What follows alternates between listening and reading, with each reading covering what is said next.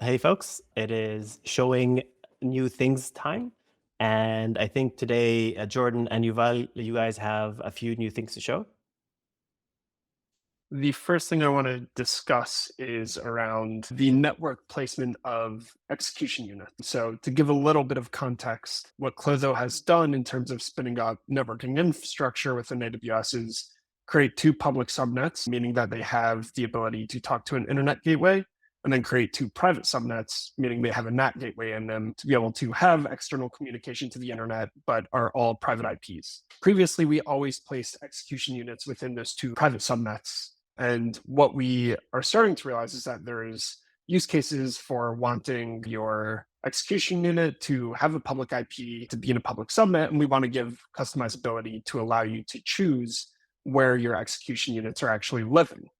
What I'm going to show you today is this network placement parameter on the execution unit configuration, which will allow you to pick and choose between private and public. We can obviously expand upon this to give you more options in the future, but due to the networking setup that we have today, the options are private, denoting that you want your execution unit to be placed within one of the two private subnets, or public, which will denote that you want your execution unit to be deployed in one of the two public subnets. So this example is our TS-EKS Pro sample, where we have 3 execution units. And within those 3 execution units, you can see I've set 2 of them to be placed in a private subnet and 1 of them to be placed in a public subnet. So I've already deployed this.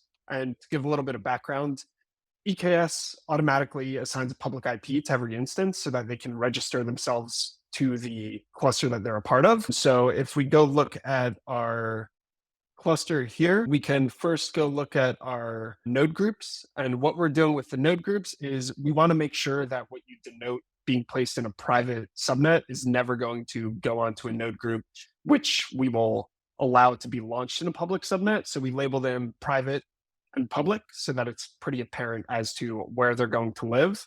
And so if we click in the public subnet, the one thing you can see is we place a Kubernetes label on them for the network placement of public so that we can make sure the pod's node selectors will either allow the public placement, or if it's intended to be private, we'll then choose the network placement of private. So we have a node within the private subnet that I'll open, and then I'll do the same for our public sub. I can actually open it here for a little bit quicker view. And the one thing that you'll see that is different between them, if I actually go to the instance, is that here you can see we do have a public IPv4 DNS that will be reachable because of the subnets that they are placed in. So this, you can see we also label our networking as public or private. This is placed in our public subnet.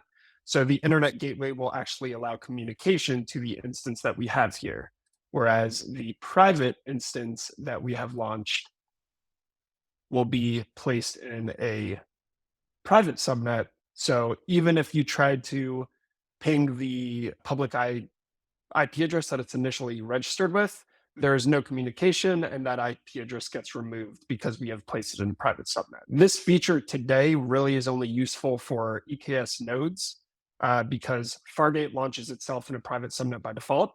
So really the useful case right now is for EKS nodes, and then as we develop more, there will be more use cases for it. Questions? David, you want to go? Yeah, so you mentioned that it's not relevant to Lambda. I'm wondering, right, didn't AWS come out with a feature maybe last year or so to make Lambdas accessible with a public URL directly? Yes. How does that impact the networking, and So why I guess it's still not applicable? this will support our ability to develop that. Today, it's not applicable to how we launch Lambda tasks. It's not applicable to how we run ECS today. This does give us the ability because of we will now place the Lambda in our publicly accessible subnets. For if we want to add that feature, we no longer have networking work that we have to do to enable that. Jordan, I think we're developing this as part of a larger push for a few users that we have. What are they trying to do that kind of prompted us to build this? Yeah, so the main thing that they're trying to do is they had an instance that was essentially running with public access to their users. Originally, if we put it into a private subnet with an API gateway, they actually need those connections to be open and they didn't have a mechanism for that. So one of the options we presented was the ability to just launch it in the public subnet with the public IP, and then they would have the ability for that. We have also developed another feature, which I'll get into after this, that kind of enables them to have the load balancing as well. Because if you are just launching with public IP, there's not going to be any load balancing before they hit your instance. Sounds good. Networking for me is one of those topics that I don't enjoy setting up or figuring out. So this is always a welcome, like anything that can take that away from me makes me happy. Yeah, I think the nice thing that we'll be able to do eventually, when we can make it even more granular, so you can choose not just whether it's private or public or in an isolated subnet, but you can choose the subnet itself. You won't then have to configure network ACLs. You won't have to configure route tables. We'll be able to understand essentially what needs to have access to the internet gateway and not. We'll really be able to configure it so that what you put in an isolated subnet is truly isolated. No internet access, nothing coming in. What you put in a private subnet, truly private, etc. Another question is, how do the subnets relate to execution units? So today they do not. Our execution units have just been placed randomly within our private subnets previously. This kind of gives you the first ability to start telling us where you actually want them to live in terms of your network. Like, does it make sense to take a collection of execution units and have them live in the same subnet versus not, or not so much? So not really from the security aspect necessarily. There is a portion of the security aspect that there could be some appeal with that for, but that's not going to achieve more than we already did.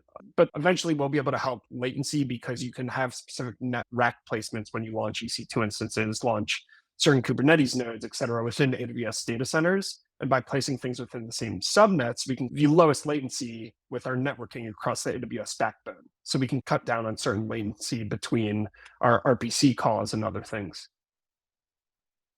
That kind of goes into the, once we go into the hyper performance optimizations and the capabilities, that'll be really important. So the next thing that I wanted to demo was our new Expose type. So we previously supported API Gateway. We now also support ALB or application load balancers.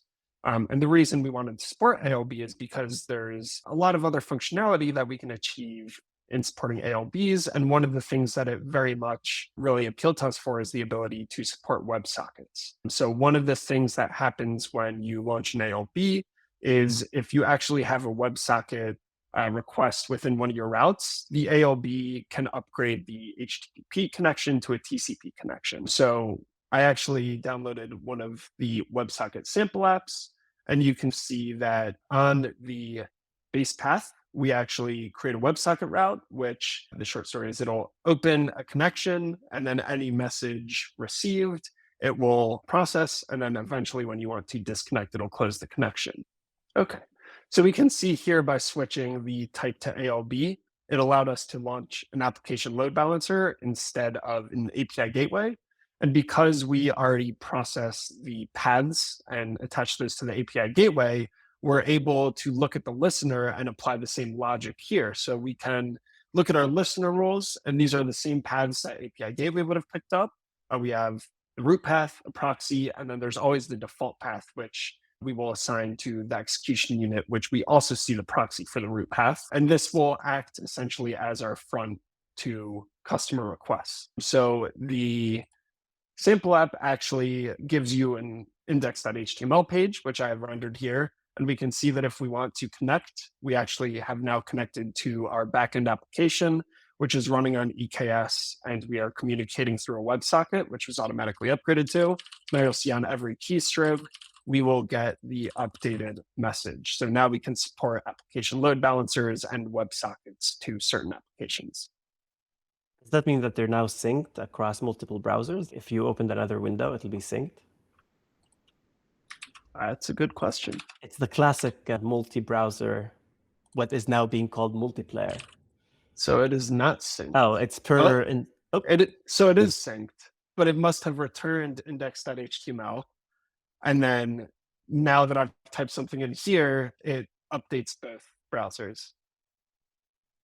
And that's it for our application load balancers. Questions? Awesome. Okay. Thanks, Jordan. Floor is all yours, Yuval. All right. What I want to show is a Python support for args and keyword args. This is basically filling out some Python support that we had earlier for specifically proxy calls. So one execution unit invoking another. In general, with Clotho, whenever we do that, we basically shim in between those two calls. What locally looks like one call on your code base, we actually put it through an RPC call to proxy it over to the other execution unit using either HTTP if it's ECS or EKS, or a Lambda invocation if it's Lambda. So in doing that, we previously had not supported the args and keyword args in Python, and now we do. I think actually, rather than a real demo, I was just going to walk through some code on that. Let me share my screen here. Here we go. So to show it off, we have here in the Sample Apps Pro, which is for the Pro version of Clotho, but it's actually a public open source repository, the Sample Apps are. We have this Python microservices, and we've had for a while this Python microservices to get basic Python proxy tested, and also to show it off. But I recently upgraded it, as you can see on this commit message, to work with args and keyword args. So if we pop into the app and to the main, the example is a little bit contrived. But basically what I did is I added a tagging ability. So previously you could write a user and it would basically, when you read that user back, it would just tell you essentially when that user was created. And this time when you write, you can optionally create some args. There's a little bit of very janky parsing that I did on that. But basically the interesting thing is this line here. So as you can see, this is the post user is from this other execution unit, which we'll look in a second. But the way that this main is invoking it is using keyword args. And then actually, if we pop over to that other one, so the other one is in model.py. And you can see it is defining this method post user using args and keyword args. So this is actually in some ways one of those demos where the exciting thing is exactly how unexciting the demo is. This is just standard Python. You would use it exactly as you would use anything. And then we behind the scene are able to wire it up. So that's really it. If we wanted to take a quick peek into the actual code, and this is the code. This bottom part is part of Clotho. The top part is part of Clotho Pro. And basically all we did is we added here some support in tree sitter for, it's these lines for parsing args and keyword args. And then on the dispatcher side, this is part of just the Clotho Pro dispatcher. We basically added this bit of code. The result equals function was there before, but we added the params and param args. And it's all, again, standard Python. Basically what we're doing is we're using Python's inspect module, which is a standard Python module, to get the definition of the Python function that we are proxying. And if it has a var args, or a var arg being the star args, or if it has a var keyword, which is the star keyword args, we basically take that parameter off and instead attach it to the actual function call. So everything else just works exactly the same as it did before. And now you can use args and keyword args. Questions? Question for you, Yuval. Are there performance implications on using, like in other languages, the inspection APIs do have a degree of cost? Yeah, we haven't done any benchmarking on it. In general, I think Python's inspection is relatively fast compared to the rest of the Python. I think when you're looking at the full cost of an RPC call in general, especially if it's going over Lambda, I suspect that it's lost in the noise and doesn't really affect it all that much, but we haven't done benchmarking on it specifically. Thanks a bunch, Yuval, Jordan, and see you next time. All right, thanks. See ya. Hey, folks.